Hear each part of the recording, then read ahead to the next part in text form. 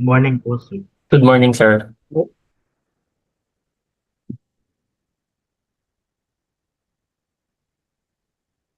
So let's go now to descriptive analysis. So descriptive analysis is the type of analysis of data so that helps describe, show, or summarize data points in a constructive way such that pattern might emerge so that fulfill every condition now of the data. So in descriptive analysis, we use yung tinatawag natin na descriptive statistics. So descriptive stat is a statistical procedure used to summarize, organize, and simplify data. This process should be carried out in such a way that reflect now overall now findings. So usually, the raw data is made more manageable, logical informed, and pattern can be seen from unorganized data. So in descriptive analysis, so the most commonly used presentations would be the so-called now yung tabular form, di ba? But also, we can also use here now graphical presentation. But always bear in mind na pag gumamit na po tayo ng table, i-avoid na po natin yung graphical techniques.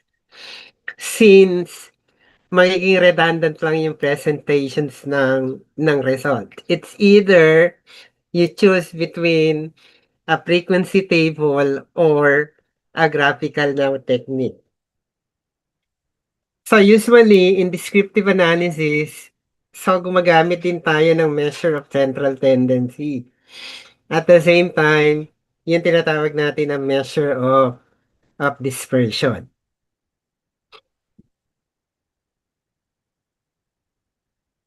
So what is a measure of central tendency, or simply we call now averages?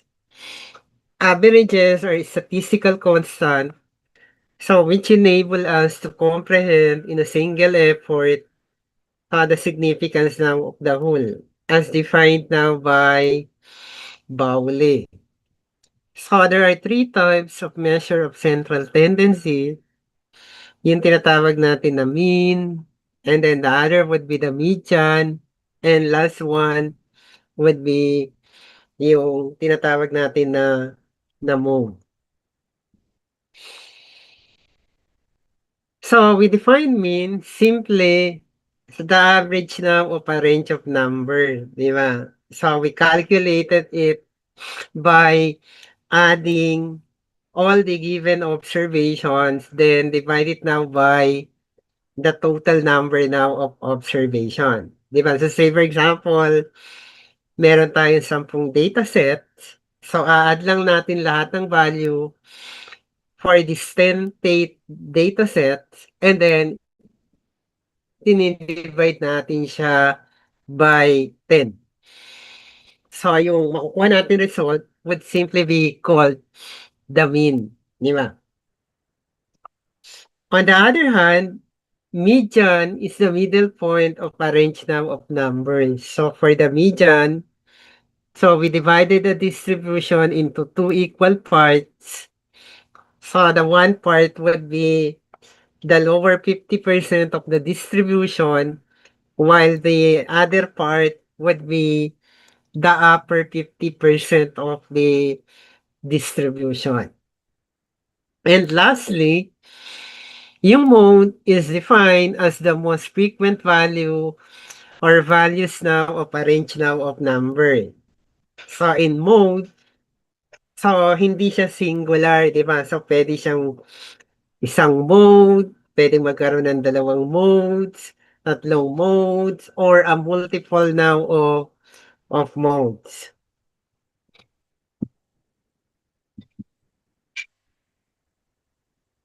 So in data analysis,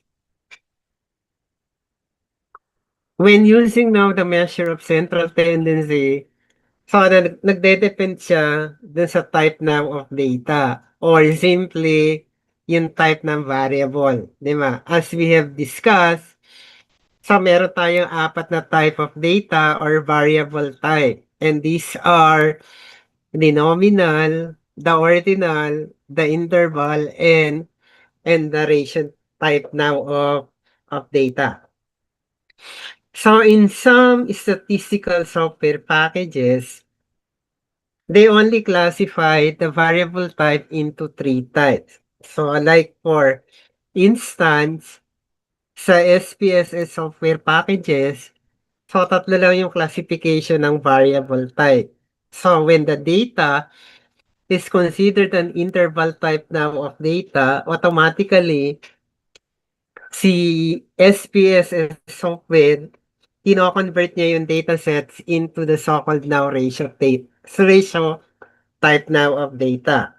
Kaya kung gagamit tayo ng SP, so tatlo lang yung makikita nating classification. So nominal, ordinal, and a ratio type now of data.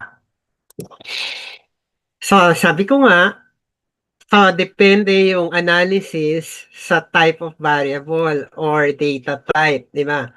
If yung data type natin would be of a nominal type, so the most applicable measure of central tendency would be the mode.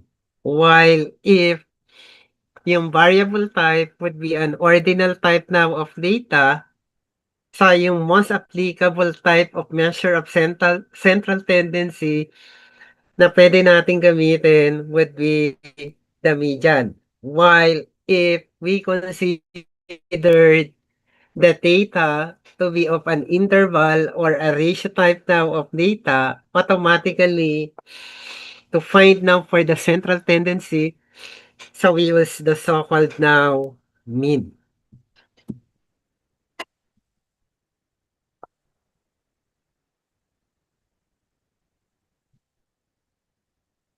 Okay, so say we have the following now data sets, di ba? So, if you notice from the table, so we have here now the value label, and then the value, the frequency, and the percentage. So based now from the value label, so ang descriptions would be from the strongly disagree up to the strongly agree. So which defines now the data sets now to be what? So it could be either an ordinal type now of data or a ratio type now of data. Since this data set is a Likert scale. Di ba? Sabi ko nga sa inyo, researchers now treated this type now of data either an ordinal type now of data or an interval type now of data. So if we look now for the value of the mode, di ba? So as we defined mode would be the most frequent value in the distribution, di ba? And based now from the frequency, so the highest value would be of equal now to 9. So meaning to say 6 is repeated here now 9 times, di ba?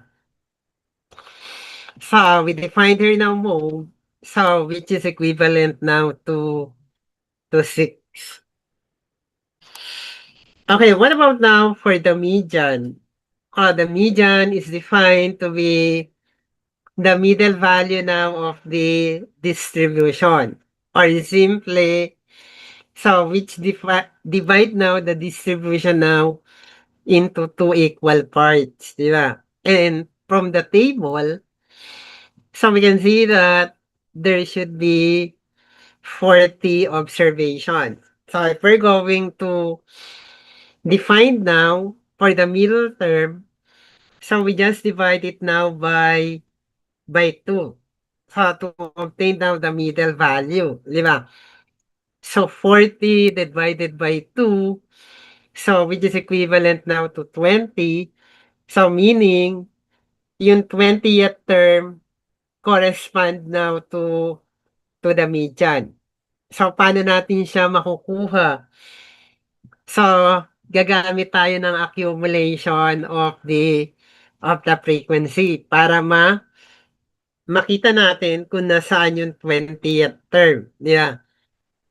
So we started accumulating always with the lowest value now of the distribution. So that is 0, so plus 3, plus 6, 9, plus 6, 15, plus 5.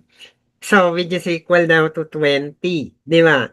And we said, so the 20th term is the median in this distribution. And from this, so we say the median would be of equal now to 5.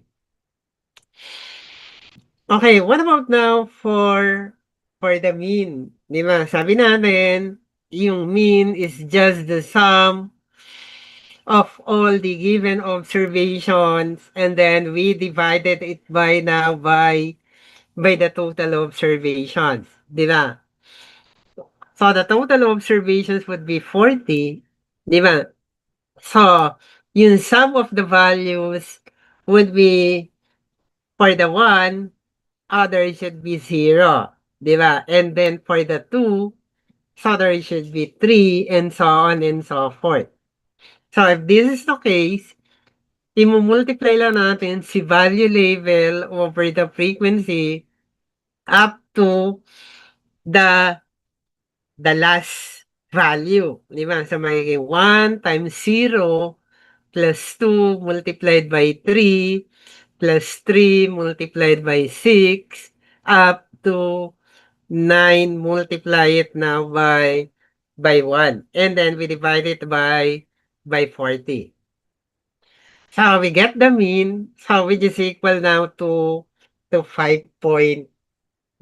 Diba? Anyway, hindi natin kailangan dito ng manual calculation. So as I have said, so during our orientation, so lahat ng data analysis na gagawin natin in this course should be run through an statistical software packages. Yeah. Okay, so if you're going to analyze now this data sets, so which measure should be used among the three measures now of central tendency?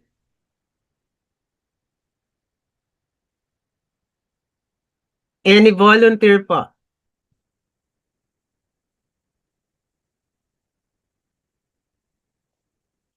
So based now from the given data,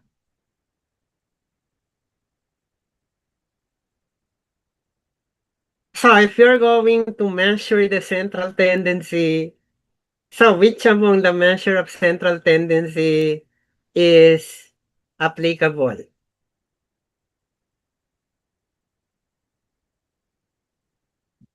Any volunteer po? Or you can write your answer sa chat box na lang natin.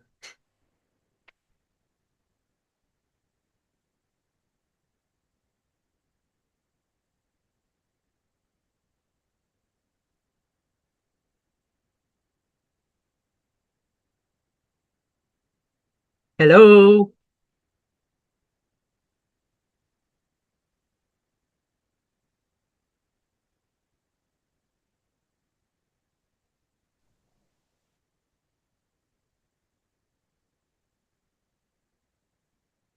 Ano pwede natin gamitin? If we're going to analyze now this type now of data set.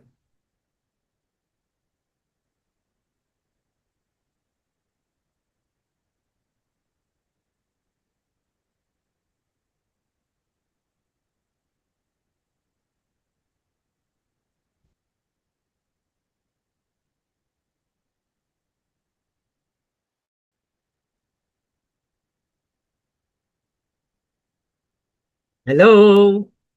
Ano pong measure ang pwede nating gamitin?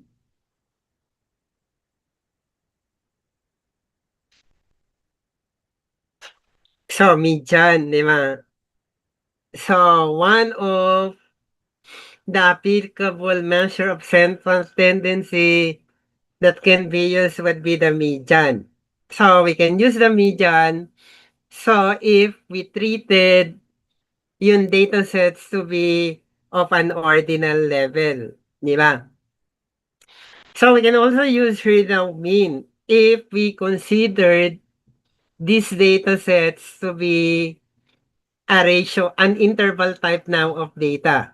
Di ba? Sabi ko nga, Likert scale is considered either an ordinal or an interval type now of data depending on the scholars how they are going to treat now this type now of data.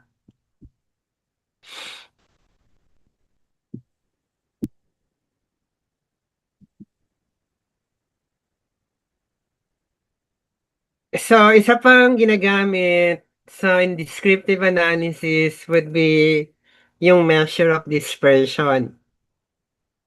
So, we define it now to be the degree to which numerical data tend to spread about an average value, so which we call now variation or dispersion now of data, as defined by Spiegel. So, maraming type ng measure of dispersion. So, meron tayong range, standard deviation, variance, coefficient of determination, or coefficient of variation, and many more, di ba? But in research, so the only use measure of dispersion would be yung so-called standard deviation. So we define it now to be a number so that measures how far away each number in a set of data is from their mean.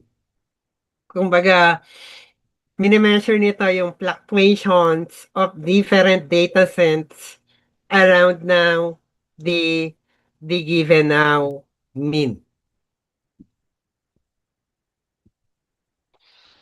So as I have told you, so gagamit tayo ng software in all data analysis so na ipe-perform natin in this course, di ba? So there are different types of statistical software packages so which can be used in data analysis. So meron tayong Excel data analysis, merong R, merong JAPS, merong Minitab, MATLAB, etc. Di ba?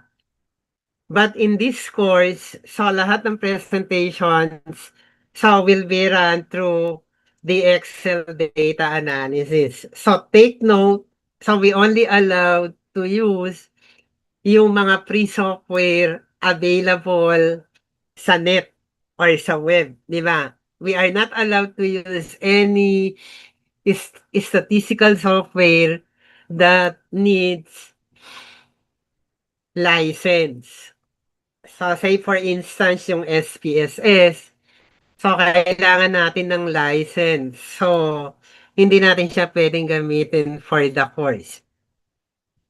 Since ko, kayo, if you know other statistical software packages that can perform data analysis, so pwede nyo pa rin po siyang gamitin. Kasi ang result naman, hindi naman magbabago with the different types of statistical software. May difference man, so in terms of the format of the output, but the result itself should be the same. Yeah.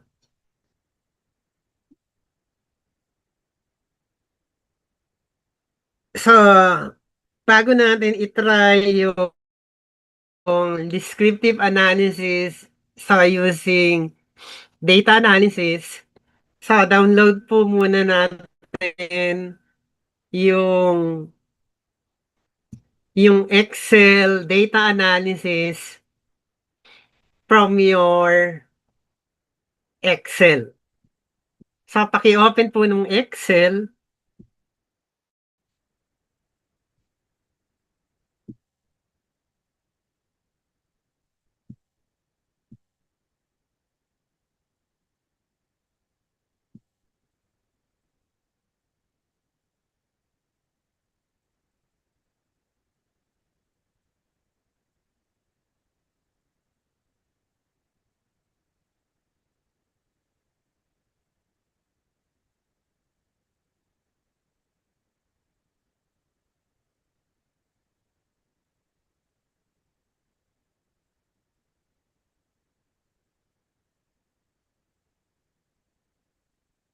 So, to download the data analysis from your Excel,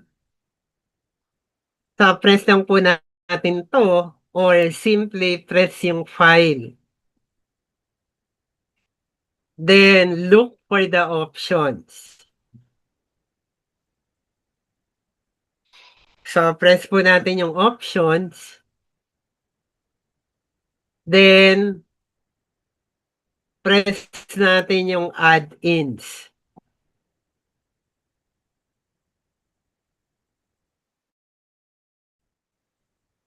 So, tap natin yung analysis full pack. Then, press natin yung go. So, check nyo lang yung analysis toolpack and then analysis toolpack BBA.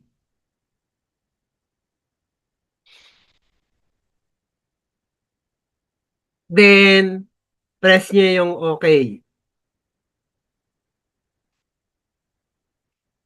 So, to check kung na-download natin yung data analysis, press natin yung data and then look at the upper right top corner of your screen kung nakalabas na yung data analysis.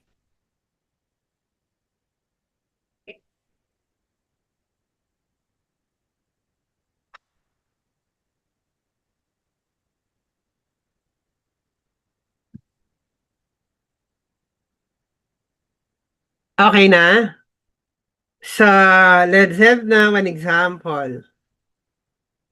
So, let's create, say, hypothetical data for grades now of 50 student. Di ba? So, hypothetical lang to.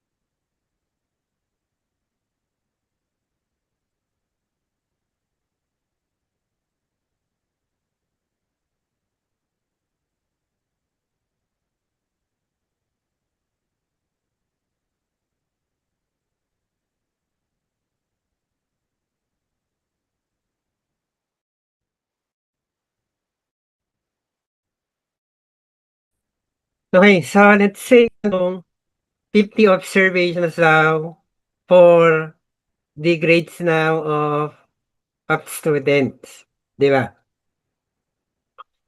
So if we're going to perform here now data analysis for the descriptive analysis, so pe-press lang po natin yung data and then press natin yung data analysis. Yan. So hanapin lang po natin yung descriptive stat, then press natin yung okay, 'di ba? So for the input range, dadrag lang po natin yung lahat ng value. So kasama po yung variable name.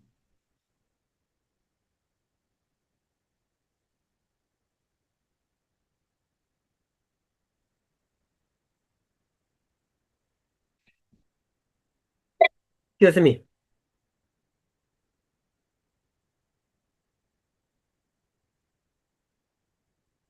Then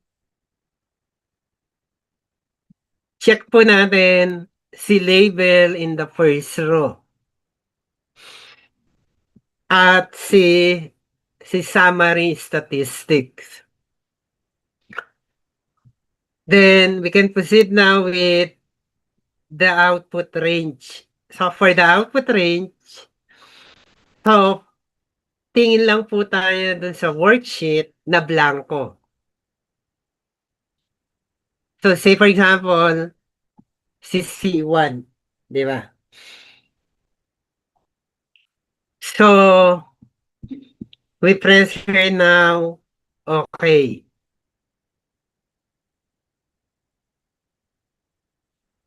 So we have here now the so-called descriptive stat or yung descriptive analysis namin in this particular now data sets. So take note, so binigay niya na lahat. It should be from the mean up to the skewness now of the given now data sets.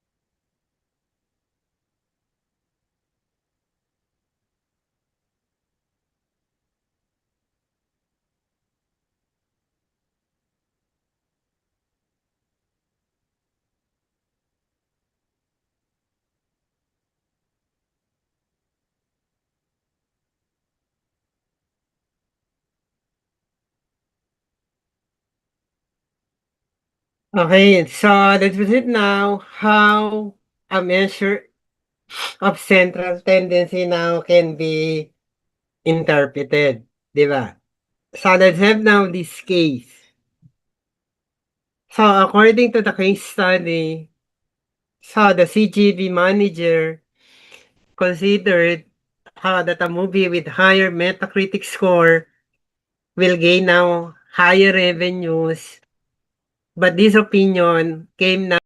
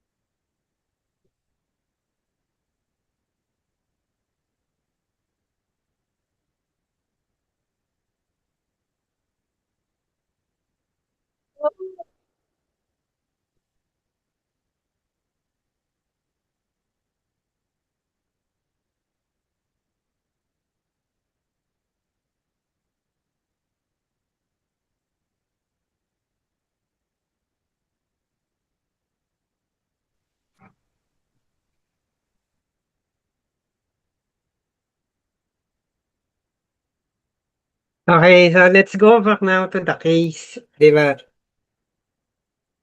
So, meron tayong dalawang sets of data rito. One would be for the high score movie, and then the other one now would be for the low score movie. So, if you notice,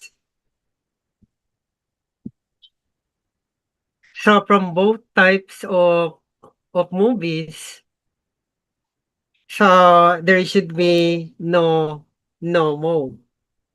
So, the only value that is given would be yung value ni mean and then yung value ni median, 'di ba?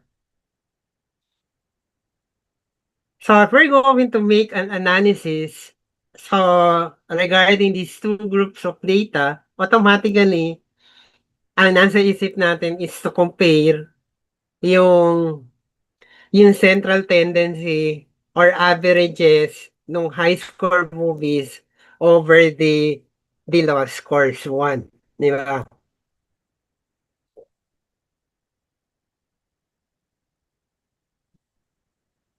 So, naturally, since we're talking here now about amount or revenues, automatically, so ang gagamitin natin would be yung mean so to present now the typical average now of the types of movies. So if I'm going to analyze this, so this is how I go with the presentations.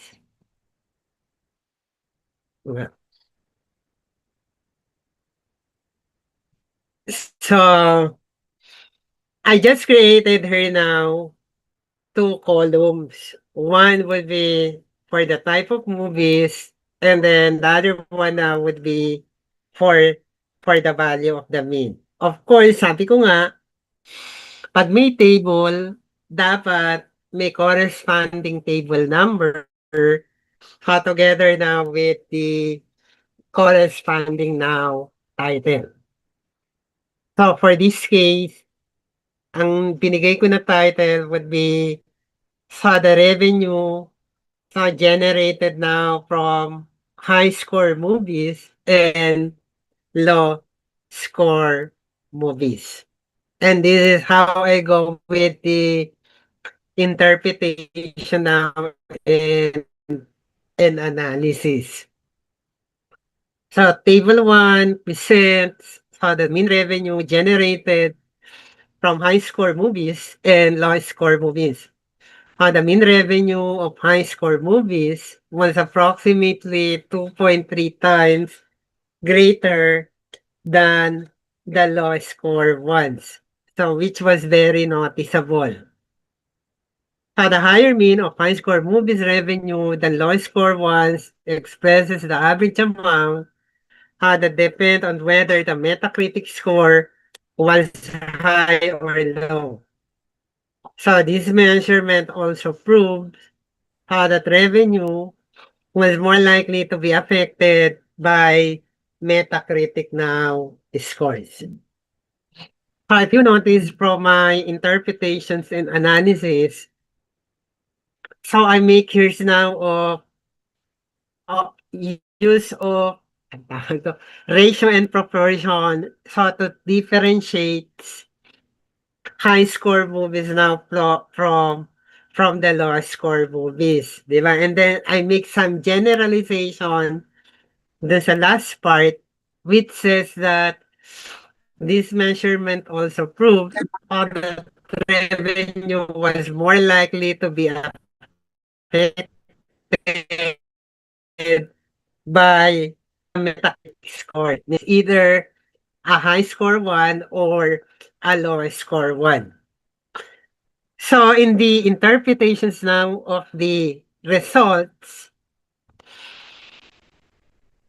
sa research, always take note na wag po natin uulitin yung mga value already in the table, 'di ba? Kasi ang madalas nangyayari kung ano yung value na nasa table, yun din yung sinasabi dun sa interpretation dun sa textual, di ba? So say for example, another value would be yung scores now from 2000 up to 2010, di ba? So ang madalas kong nakikita would be ang interpretation, so mag-i-start sa 2000 and then susundan ng 2001, 2002, 2003, 2004, 2005 hanggang dumating dun sa 2010. And then pagdating dun sa 2010, stop na siya. So ang nangyayari, inuulit lang kung ano yung nakikita doon sa table. So walang analysis or interpretations na nangyayari. Note here, so from some researchers, not some or most of the researchers, so do not use median and mode. So in the result section, so because they are not typically reported now in a manuscript. Okay, any question po?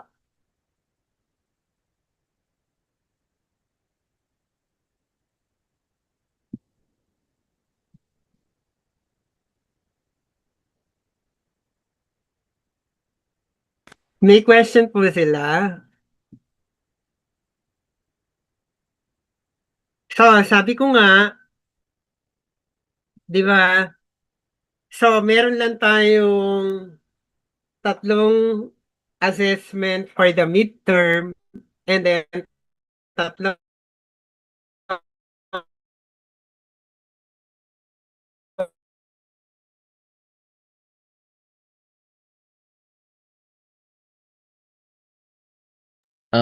Permission to speak lang po, sir. Medyo nagka-cut out po yung audio niyo po.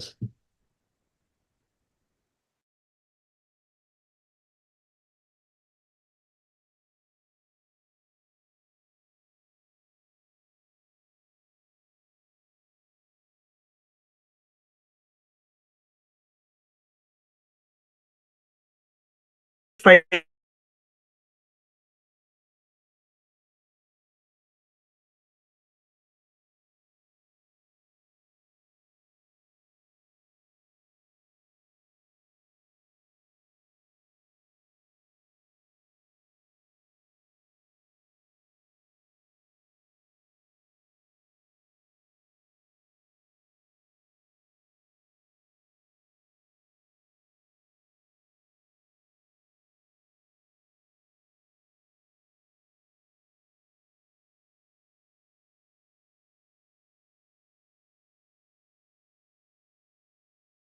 yan, medyo nawala kayo. Yun nga, so sabi ko nga, so